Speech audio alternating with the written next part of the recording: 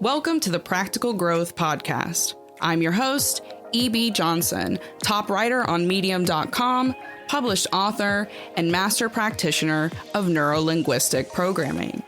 You've landed on the podcast that takes you on a journey into the heart of relationships and self-discovery.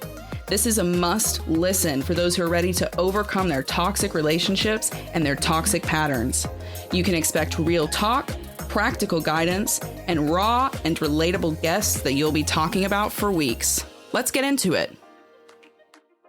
Hello again, my lovely listeners, my lovely Medium.com readers, my lovely TikTok viewers and followers. It is me, your favorite TikTok educator, your favorite Medium blogger, your favorite podcaster. And today, I think you're going to enjoy this episode. I do. I think it's going to be enlightening for you, and I think it's going to probably be quite illuminating for those of you who are still kind of on the fence when it comes to your recovery journey, your childhood trauma journeys, your narcissistic family journeys, because today, what we are going to dive into is what specifically makes the narcissistic family different from other toxic families. Why do I go on and on and on about narcissistic families? Aren't they just the same as all other emotionally abusive families, all other mentally abusive families? And the answer is no, they're not.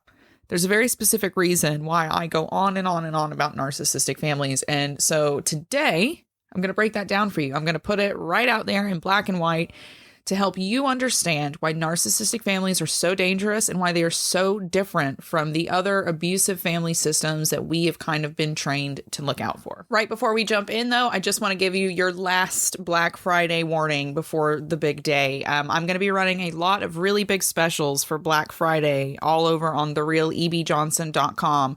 And that includes, more than $600 off my 8-week coaching package. It includes new ebooks. I'm going to be doing giveaways. There's a new group membership that you can join.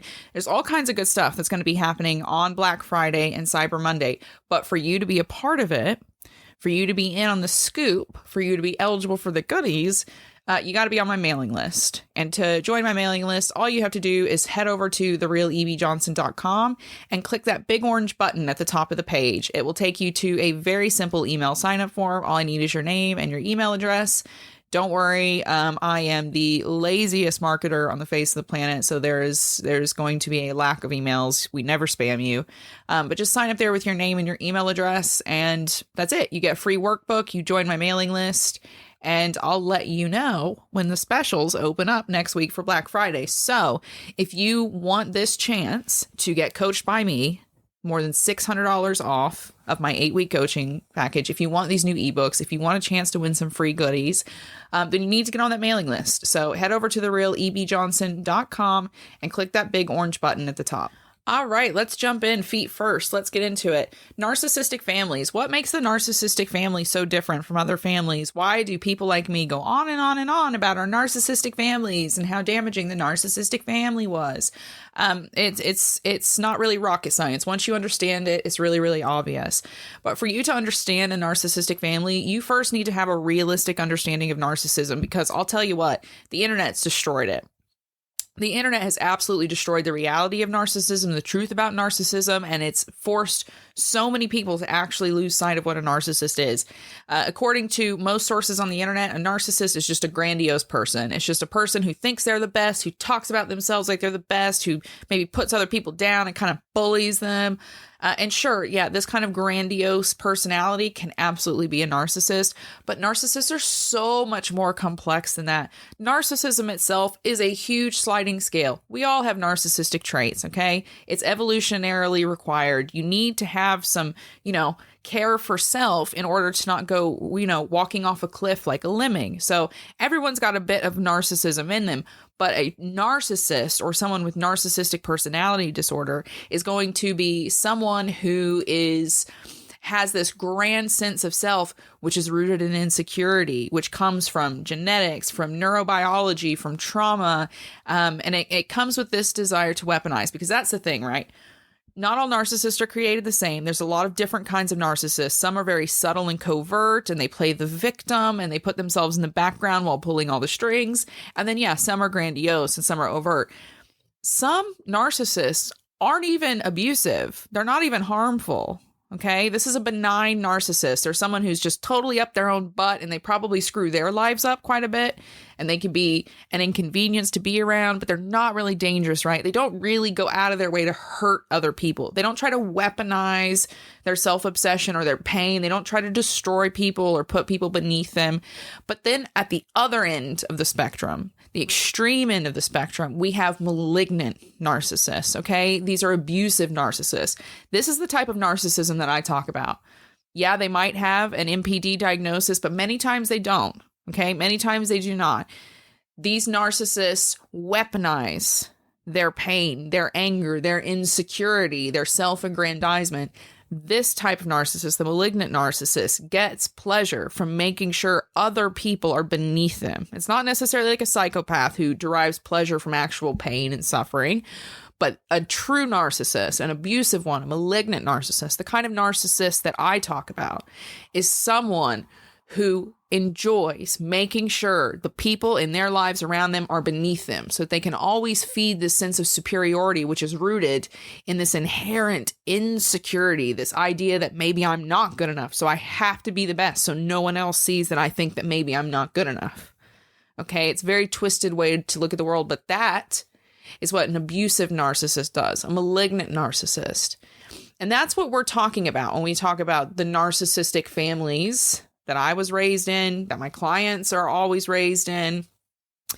These are families that are created and centered around malignant, abusive narcissists who cause harm, chaos, and conflict everywhere they go out of a desire to be number one, to be top of the heap, to control the people around them, or to make sure that their delusions can become reality. Yes, narcissists like this create families. It's actually the perfect guise because there is no other place in the world that has more plausible deniability for abusive people in the family. Because you can tell someone straight to their face how your mother has just beaten you, called you names, and they'll look at you and they'll shrug and they'll go, well, that's family. Well, family is one of the few places that the narcissist can absolutely hide and get a kind of Nobel Peace Prize for doing the bare minimum and for damaging the people around them. And these narcissistic parents, like all other narcissists, they abuse people in 3 steps. It starts with idealization, which for the narcissistic parent and the child of the narcissistic parent starts early. Okay, it starts when they're children. The child hasn't yet formed a sense of self, so they haven't been able to disappoint the parent. They still just do what the parent wants. So this is the idealization stage. The narcissistic parent and the children become intensely bonded. The child thinks, oh, this is my mom, this is my dad, I love them so much. But then as the child grows, that idealization stops. The narcissist stops idealizing the child as the child shows a stronger sense of self, and the child stops idealizing the parent as they realize the parent is treating them differently because they're starting to set boundaries and have their own personal identity, which is going to clash with the narcissist.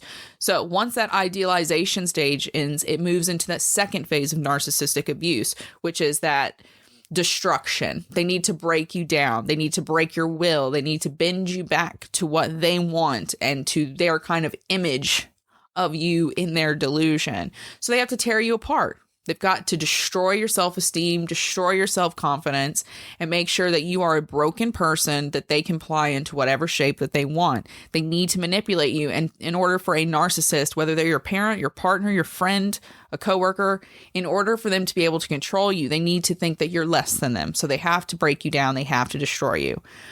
Finally, there is a discarding phase, okay? And the discarding phase happens when someone finally sets boundaries, or even if they just question the narcissist.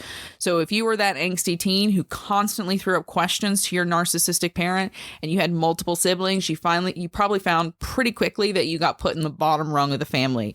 You got put as the scapegoat. You got punished the most.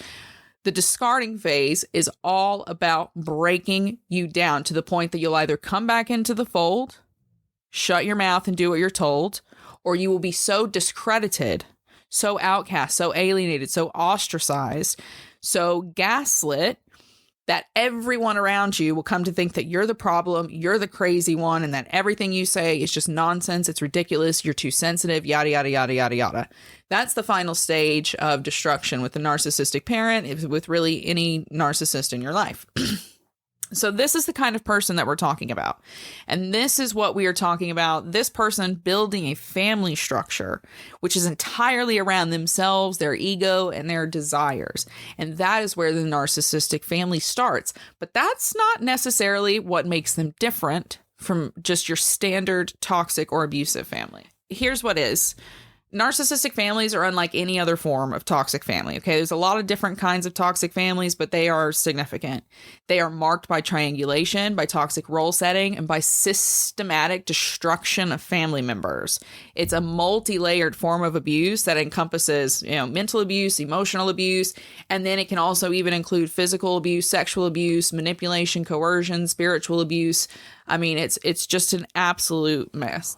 But there are 5 kind of fundamental core components of the narcissistic family that make them markedly different from just an abusive or toxic family that's led by an immature, like an emotionally immature person, right? Because in the simple toxic family, you just have someone who's kind of just like, they don't know what they're doing. They're not aware. They have no intention of hurting people. They don't even want to feel superior. They're just hurt and they just like lash out and hurt other people.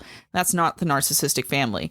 Number 1, you have an absolute layer cake of abuse. A layer cake of abuse. It's not the same as a family with just 1 or 2 emotionally immature parents. That's a common experience, being raised by people who don't know how to emotionally regulate.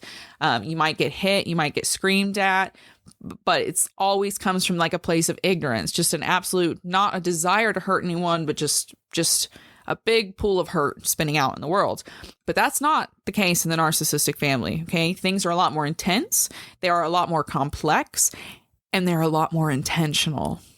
Okay. Narcissistic family abuse can embody several different forms of abuse all at the same time. You can have the hitting and the screaming, the emotional abuse, the psychological abuse. Then you can also have the sexual abuse, the financial abuse, the spiritual abuse, the material abuse. And there is one overarching goal behind every single bit of it. Every single bit of it. Are you ready? Destroy, destroy, destroy. Abusive narcissists weaponize their pain to destroy other people. That's why they are absolutely disgusting. They are where we have to draw the line. As parents, they desire, both subconsciously and consciously, to destroy their children's sense of self, their purpose, their confidence, and their authenticity. Okay? And they'll do it with their partners too. And they do it subtly. They do it under the cover of darkness. That's what's so twisted about this abuse. In the public eye, they will always project the perfect parent, the perfect citizen. It's a stage, and they will always perform when they're on stage in front of other people, people who they perceive can't have the power to judge them. And that's what leads to enmeshment, to the pseudo-mutuality, and to decades of gaslighting, which survivors do to themselves and have done to them as well.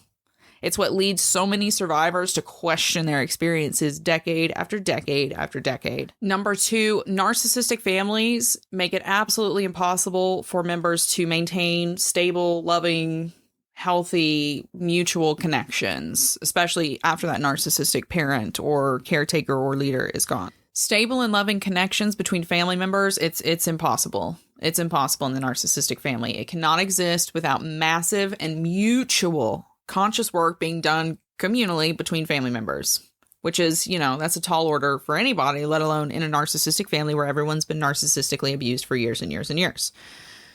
Narcissistic parents like it that way. They desire to keep siblings, cousins, grandparents, even other parents or caretakers from getting in the way. They want total control. They want everyone to bend to their will, to see themselves as the narcissist sees them.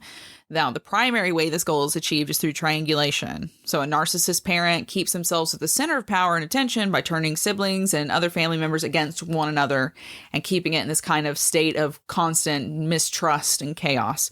So, for example, a narcissistic parent may put themselves in the center of two siblings and point them at a third sibling to bully that sibling. Okay, they might make that person the bad guy. They're always the butt of the joke. It's ha ha ha, like let's punish this person who is the weaker person or the person who has questioned me. That would be an example of triangulation, and it's all about keeping that bullied third person out, man out, sibling weak, while also keeping this kind of superiority power structure going between the other siblings who the narcissistic parent prefers. And then lastly, the narcissistic family uses role playing, right? That toxic role playing to keep members under control and away from one another. So this is where you see things cast like the golden child, the scapegoat. When it comes to the other parent, you'll often find that they're an enabler. There's a lot of different roles, and it all works to, again, keep the narcissistic parent or parents on the top of the pile and to keep everyone else fighting and scared and insecure beneath them. Why would they want to put people in roles? Why would they want to put people in boxes? It seems like a waste of time and energy. Well, these roles, when the narcissistic parent puts their kids and, their partners even in roles, they automatically create resentment. And they create mistrust, and they create instability, and that creates a tense environment where it's really, really easy for the narcissist to manipulate and control people to their liking. Thirdly, narcissistic families are marked by the lifelong consequences they strap their survivors with. Okay. All mental and emotional abuse comes at a cost, whether your family is narcissistic or not. When you are emotionally, mentally abused, it leaves you with toxic behaviors, fears, insecurities that follow you from relationship to relationship, experience to experience.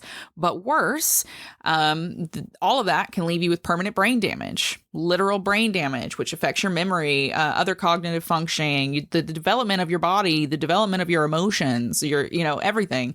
The narcissistic family, though, ensures that members of their structure get their fair share of all that and then some. They up the ante and they take things a step further in the realm of lifelong consequences.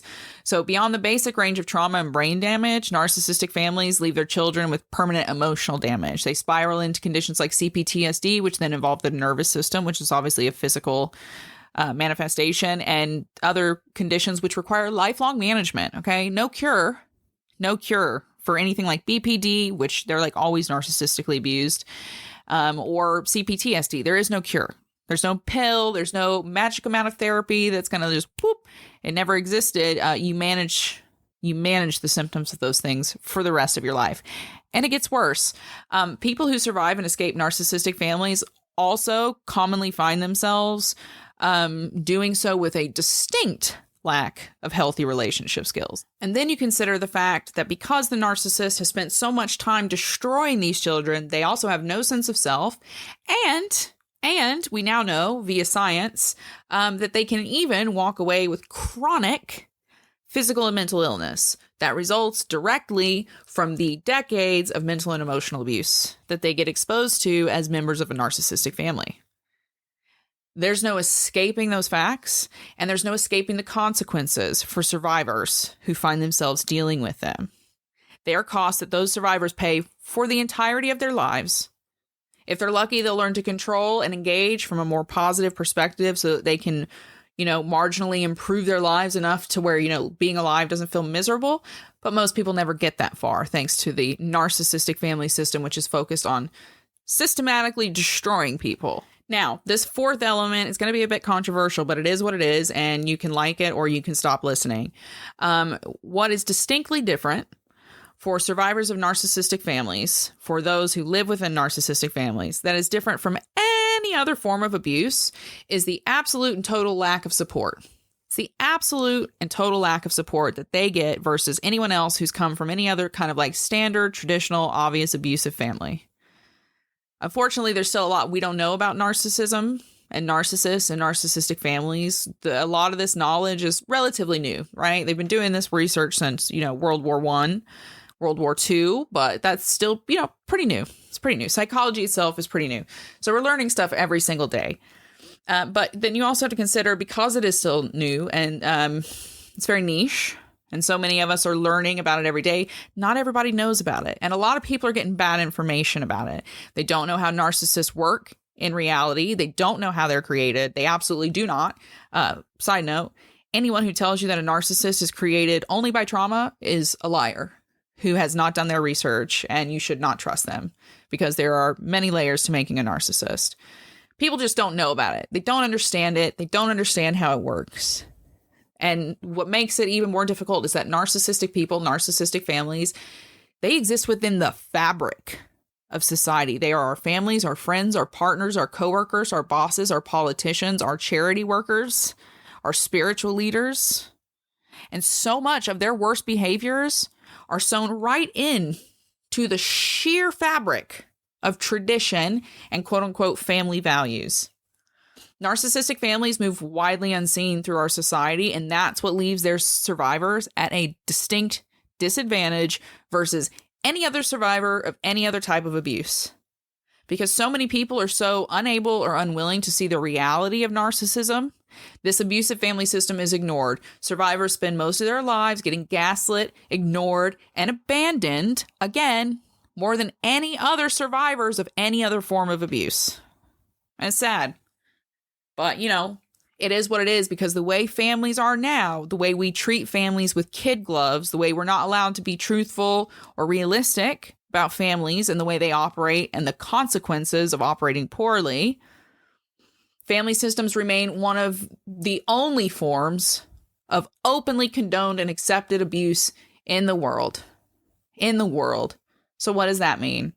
It means that survivors of narcissistic families grow up not being believed, not being validated, and they wander confused into the darkness, wondering, what's going to make the pain stop? I don't understand. Why do I hate myself, and why does everybody hate me? You can't fix that until you know what there is to fix. You can't do that until you acknowledge narcissistic families, their reality, and the damage that they cause. Now, last but not least, the fifth big difference between narcissistic families and their survivors and any other form of toxic family or, abuse is the separation that comes from it, the otherness, okay? That is one guarantee that you will absolutely get as a survivor of a narcissistic family, otherness. That abuse leaves you marked forever in ways that other abuse does not. Both subconsciously and consciously, we get set apart from others when we survive a narcissistic family, when we come from a narcissistic family, and whether it's real or imagined, we end up feeling alienated from everything that matters, including ourselves. Years of mental and emotional abuse breaks the self-esteem of those of us who survive it, right? And then we're divided from our sense of self. So we start to think that we're broken, that we're unworthy of love. We don't know who we are. We're confused. We go into bad relationships, which reinforces those ideas. And then this reinforces that internal sense of otherness that we just develop on our own from feeling terrible about ourselves. Or, like this idea that we're like especially bad, we're especially unworthy, we're especially undeserving because all of these bad things keep happening to us. But then there's a social level to it as well. And this is the most heartbreaking one. Society itself alienates survivors of narcissistic abuse over and over and over and over and over and over and over again. And that's why so many never bring their heads to the surface and take a breath. And, that's due in part to complicated and turbulent family ties and the choices that survivors are forced to make. You end up in patterns of self-sabotage and risky behavior, which changes the way society looks at you. But then you also get faced with some really tough decisions. When you come from a narcissistic family, you're always faced with tough decisions. And that spooks people. They get spooked when you don't behave the way they expect, when you don't live your life in a way that they expect. So, if you are a survivor who makes the choice to cut ties, to walk away from someone, from a narcissistic family, you spook them even more. You spook them even more because everybody feeds into this idea of family is magical, family is spiritual, family is blood and can't be broken. So when you break outside of these like crazy propaganda conditioning programs that people have ingested for generations without questioning, you spook them. It spooks people. And when the people around you are spooked, they'll move away from you. They will alienate you. And unfortunately, that becomes the path of many narcissistic family abuse survivors when they have to make the hard decision to cut ties from the people they love most. You can spend a lot of time being lonely, but it's temporary. That's the big takeaway. It's temporary. It's not forever. You will find your family again, but you have to stay strong and keep the boundaries iron. And that's the big difference. When I talk to you about narcissistic families, whether you're watching me on TikTok, you're reading my articles on Medium, you're watching me on YouTube, you're, getting these articles in my newsletters, that is the difference. This is what we're talking about when we talk about narcissistic abuse, when we talk about narcissistic abuse survivors. we're not talking about, people who've decided that they felt uncomfortable sometimes and then they learn the buzzword PTSD and then they start, walking around using that all the time. Miss Whitney Rose from The Real Housewives of Salt Lake City is a fantastic example of that. That's not what I'm talking about. That's not what I'm talking about. That superficial manipulative crap is not what I'm talking about. That's what the internet has made this, but that is not what this is. Narcissistic families are systematically abusive. They destroy their children and they create centuries of generational trauma, which is changing not just the way we feel about ourselves and our relationships, but our actual functional DNA and the way it is expressed in our children and our grandchildren, et cetera, et cetera, et cetera. It all starts here in the narcissistic family. And that's why it's so important that we stop lying to ourselves and we stand in the light of our truth when our parents are abusive, when they are narcissists, abusive, malignant narcissists, because guess what? Some parents are. That's just facts. And the sooner you accept it, the sooner you can set yourself free. Thank you so much for listening to this week's episode of the Practical Growth Podcast. I hope that you have found something in here that you love, something that you enjoy, something that you can share, or something that has shined a light for you. Maybe on your own childhood. Maybe you weren't dealing with a narcissistic family. Maybe your family's just toxic. That's okay. That's, great. It's not great, but it's a place to start. And that's all we need. If you love this episode, why not consider leaving a 5-star review over on Apple Podcasts? I will give you a free ebook if you take a screenshot of the review once it goes live and send it to me, admin@therealebjohnson.com. As soon as I get the screenshot, I'll send you a free ebook from my shop.